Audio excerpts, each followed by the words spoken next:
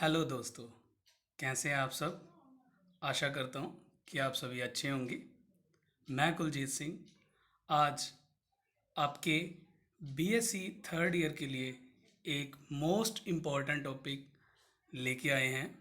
Yes, spices and condiments. जी हाँ, अगर हम बात करें हमारी डेली लाइफ के लिए जो स्पाइसेस एंड कॉन्डिमेंट्स हैं, मसाले कितने ज़रूरी हैं, ये आप सभी अच्छे से जानते हैं। इमेजिन कीजिए, आज हमारे घर में एक सब्जी बनती है, तो उसमें अगर हम कोई भी जो स्पाइसेस हैं, मसाले हैं, उनका यूज़ नहीं करते तो वो कितनी टेस्टलेस होगी। हम नमक, मिर्च, मसाला, हल्दी, धनिया और भी बहुत सारे जो कॉन्डिमेंट्स एंड स्पाइसेस होते हैं उनका यूज़ करते हैं अपने जो फूड है उसके टेस्ट को इंक्रीज़ करने के लिए। वैसे अगर हम बात करें, जो स्पाइसेस और कॉन्डिमेंट्स होते हैं इनकी न्यूट्रिशनल वैल्यू होती है, लेकिन हम उनका यूज़ न्यूट्रिशनल वैल्यू के साथ साथ अपने टेस्ट को बनाए रखने के लिए भी करते हैं, जिसकी वजह से हम अपना खाना खा पाते हैं।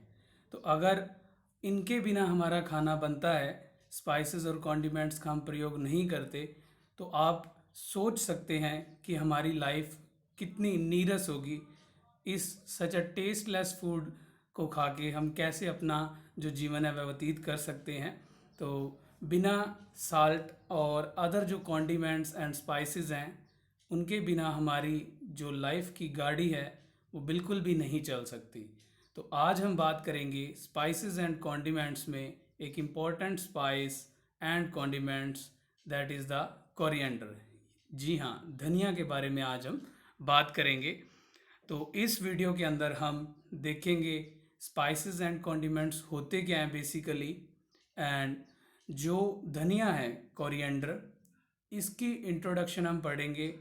इसका ओरिजिन कैसे हुआ, कौन कौन से देश हैं वर्ल्ड के अंदर जहाँ पे जो कोरिएंडर है वो उगाया जाता है, हमारे भारत देश की क्या स्थिति है कोरिएंडर को लेके, इसकी बोटेनिकल डिस्क्रिप्शन देखेंगे।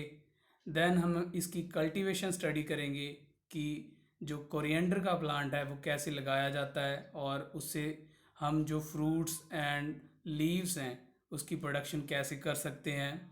और लास्ट में हम पढ़ेंगे इसके यूजेस कि हम कोरिएंडर का कहाँ कहाँ पे यूज़ करते हैं, धनिया का अपनी डेली एक्टिविटीज़ में किन किन कामों में प्रयोग करते हैं।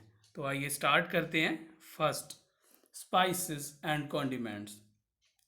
स्पाइसेस बेसिकली मसाले होते हैं, ऐसे फ्लेवरिंग एजेंट्स होते हैं ये, कि जब हम अपनी जो फूड की प्रेपरेशन कर रहे होते हैं, बना रहे होते हैं, उसकी कुकिंग कर रहे हैं, तब उसके अंदर ये ऐड किए जाते हैं। जो हमारा फूड है उसके टेस्ट को इंक्रीज़ करने के लिए हम उसमें स्पाइसेस का प्रयोग करते हैं।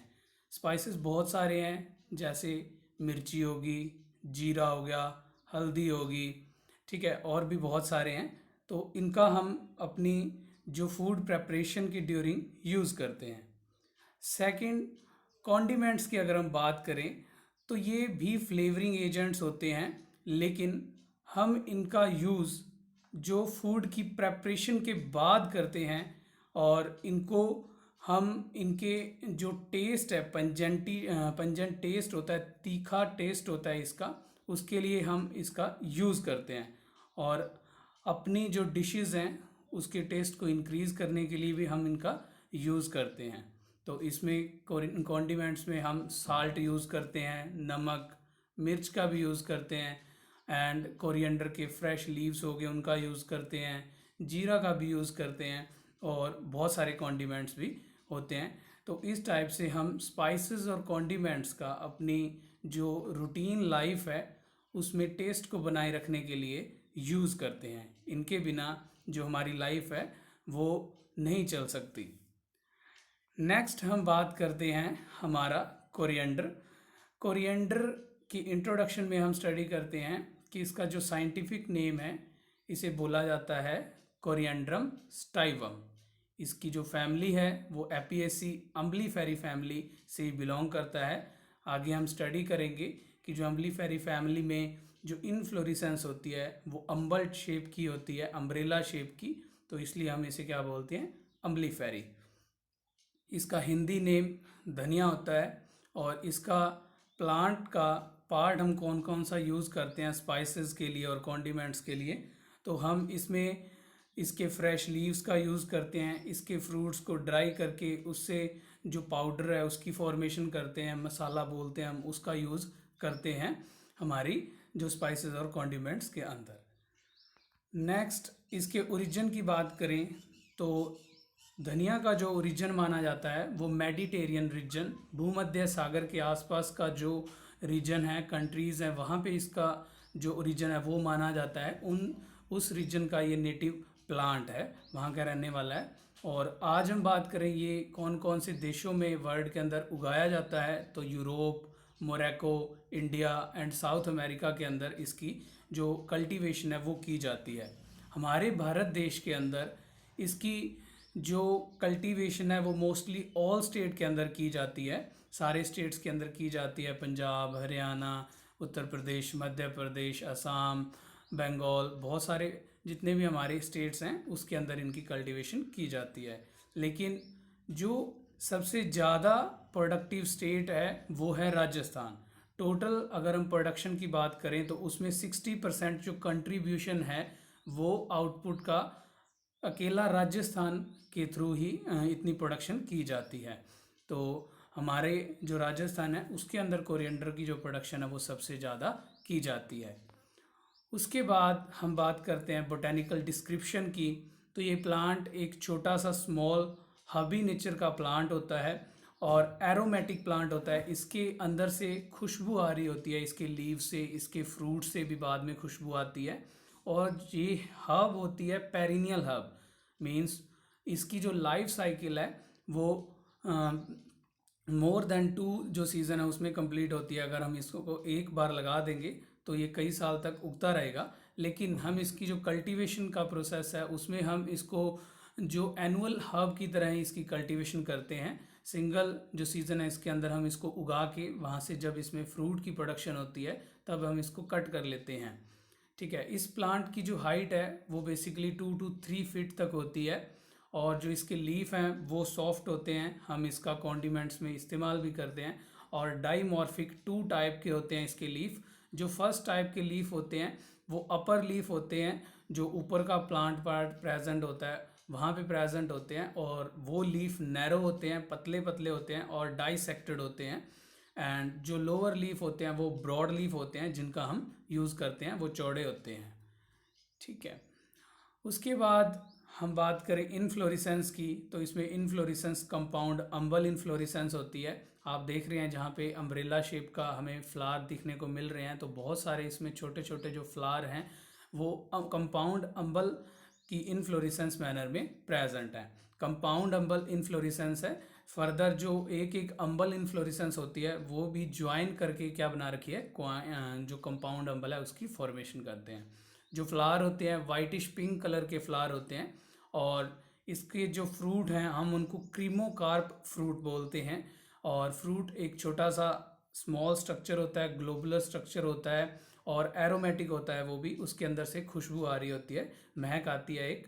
और फ्रूट का हम कलर की अगर देखें तो कलर इसके फ्रूट का येलो ब्राउन कलर होता है, और फ्रूट के अंदर एक सिंगल सीड प्रेजेंट होता है और उसके अंदर 2 मैरी कार्प प्रेजेंट होते हैं। आप देख रहे हैं यहाँ पे इसके जो मैरी कार्प हैं वो अलग हो जाते हैं। ये जो फ्रूट होता है क्रीमोकार्प फ्रूट, ये स्प्लिटिंग टाइप का फ्रूट होता है, टूट जाता है जब अच्छे से ड्राई हो जाएगा तो अपने आप इसके जो 2 मैरी कार्प हैं वो अलग हो जाएंगे। और इसके जो फ्रूट हैं उसके ऊपर ऑयल ग्लैंड डक्ट्स प्रेजेंट होती हैं, जिसे हम विटे बोलते हैं। और इसमें से एक वोलेटाइल ऑयल सिक्रीट होता है इन डक्ट से, इन ग्लैंड से, जिसे हम कोरिएंड्रोल बोलते हैं। इसका जो सीड होता है वो एंडोस्पर्मिक सीड होता है, इसमें एंडोस्पर्म प्रेजेंट होता है थोड़ा सा।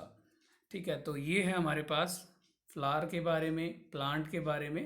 एंड नेक्स्ट है हम इसकी कल्टीवेशन में अगर देखें तो कल्टीवेशन जो डिफरेंट स्टेट्स हैं इंडिया के अंदर उसमें अलग अलग टाइम पे अलग अलग सीज़न के अकॉर्डिंग इसकी कल्टीवेशन की जाती है। लेकिन हम अगर नॉर्थर्न इंडिया की बात करें, उसमें जो इसकी कल्टीवेशन है एज ए रब्बी क्रॉप के तरह यूज़ की जाती है, कल्टीवेशन की जाती है, जिसके अंदर हम जो सीड है उसको उसको सोइंग करते हैं नवंबर एंड दिसंबर के अंदर, एंड इसकी जो हार्वेस्टिंग है वो करते हैं मार्च एंड अप्रैल के अंदर। इसकी जो कल्टीवेशन है उसके लिए पहले हमें सबसे पहले अपना जो फील्ड है उसको अच्छे से प्लो करके उसको अच्छे से रेडी करना पड़ेगा, और उसके बाद उसमें जो सीड हैं उनको एक लाइन रो मैनर में हम उसको शो करते हैं, रो की फॉर्म में लाइन की मैनर में उसको शो करेंगे, और टाइमली टू टाइमली हमें उसमें जो वीड खरपतवार होंगे उसको रिमूव करना पड़ेगा, और जो मैन्योर है, बायो फर्टिलाइज़र्स हैं, यूरिया है, उसका हम यूज़ करते हैं, जिससे हमारी जो यील्ड है वो अच्छी हो, ज़्यादा प्रोडक्टिव हो। उसके बाद जब ये प्लांट हार्वेस्टिंग के लायक हो जाता है तो हम उसको क्या करते हैं, अपरूट कर लेते हैं और पूरा का पूरा जड़ से उखाड़ लेते हैं और उसको ड्राई करते हैं पहले। और जब फ्रूट अच्छे से ड्राई हो जाएगा तो उसकी हम थ्रेशिंग करते हैं और उसको तोड़ते हैं, उसके जो मैरी कार्प होते हैं वो अलग कर देते हैं, और फिर उसको विनो करते हैं, तो हमारे पास जो सीडेड हैं वो आ जाएंगे अच्छे से, और फिर हम उसका फर्दर यूज़ करते हैं अपनी जो स्पाइसेस हैं उनके लिए। तो फर्दर लास्ट हमारे पास है यूजेस। तो जो कोरिएंडर का प्लांट है इसके डिफरेंट डिफरेंट यूजेस हैं, इसके फ्रूट्स के अलग यूजेस हैं, इसके जो लीव्स हैं उनका अलग यूजेस है। तो देखते हैं जो फ्रूट्स है, सबसे पहले इसका हम स्पाइसेस और कॉन्डिमेंट्स दोनों के रूप में इस्तेमाल करते हैं, स्पाइसेस के रूप में भी और कॉन्डिमेंट्स के रूप में भी। जो हमारे रसोई घर के अंदर जो मसाला है इससे हम बनाते हैं, फ्रूट से सॉस बनाते हैं, फूड आइटम्स में हम यूज़ करते हैं, बेकिंग इंडस्ट्री में जो धनिया है इससे कुकीज़ बनाए जाते हैं, केक्स में यूज़ किया जाता है, पेस्ट्रीज़ के अंदर यूज़ किया जाता है, फ्लेवरिंग एजेंट्स के अंदर इसको यूज़ किया जाता है। एक अल्कोहलिक बीवरेज के अंदर फ्लेवर देने के लिए उस जो बीवरेज है उसका नाम गिन होता है, तो उसके अंदर फ्लेवर को इंट्रोड्यूस करने के लिए हम कोरिएंडर धनिया का इस्तेमाल करते हैं। और इसके जो लीव्स जब फ्रेश होते हैं तब हम उसकी चटनी बनाते हैं और एज ए कॉन्डिमेंट्स के रूप में भी इस्तेमाल करते हैं, फ्लेवरिंग और जो सब्जियां होती हैं उसके ऊपर फ्लेवर के लिए भी यूज़ करते हैं। इसके जो फ्रूट्स हैं उसकी मेडिसिनल इम्पोर्टेंस भी है, मेडिसिनल में ये कार्मिनेटिव है, डायरेटिक है, और एंटीसेप्टिक प्रॉपर्टीज़ भी इसकी होती हैं। इसको आयुर्वेदा सिस्टम के अंदर भी इस्तेमाल किया जाता है। इसके ऑयल से जो एक्सट्रैक्शन करते हैं हम जब ऑयल की, तो उससे ऑयल का जो यूज़ है वो भी किया जाता है परफ्यूम बनाने के लिए, कैंडीज़ में, तो वहाँ पे जो फ्लेवर है उसको इंट्रोड्यूस करने के लिए ऑयल का यूज़ किया जाता है। और ऑयल को जब हम बनाएंगे तो उसका जो रेजिडुअल मटेरियल रह जाएगा, एक्सट्रैक्शन जब हम करेंगे तो केक जो बच जाएगा उसको हम एज ए कैटल फीड की तरह भी इस्तेमाल करते हैं, जो हमारे कैटल्स हैं उसको फीड देते हैं हम इससे। तो ये था हमारे पास कोरिएंडर और स्पाइसेस एंड कॉन्डिमेंट्स, जिसका हम अपनी डेली लाइफ में बहुत ज़्यादा इस्तेमाल करते हैं, और इनके बिना हमारी जो लाइफ है वो संभव नहीं है। हमारा जो टेस्टलेस हमारी लाइफ है वो हम जी नहीं सकते, तो इनका काफ़ी ज़्यादा इम्पोर्टेंस रहता है हमारी लाइफ के अंदर। Thank you for watching this video.